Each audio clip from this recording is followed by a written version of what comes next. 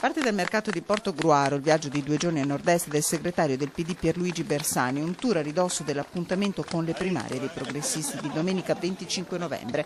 Un successo le primarie, un segnale di democrazia. Si vede che la gente ha voglia di partecipare, voglia di avere una politica che riesce a stare sulle strade, in piazza, a contatto con la gente.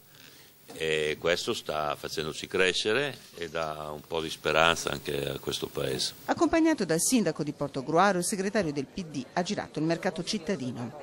Alziamo la mano anche se è un po' che sa da formaggio, ma non porta, vero? Dai, è sempre bene. Bene, bravo, dai. Un assaggino, dai. No, non è... Buongiorno.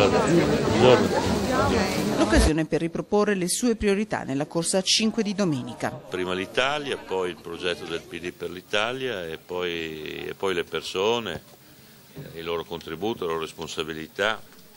Questa è la classifica. Ecco. E dopo l'ennesimo imprenditore che in Veneto si è tolto la vita, il segretario propone la sua agenda per il governo del paese. Io dico sempre che la prossima legislatura deve essere legata a 2 parole fondamentalmente. Dobbiamo fare 5 anni su 2 parole, moralità e lavoro.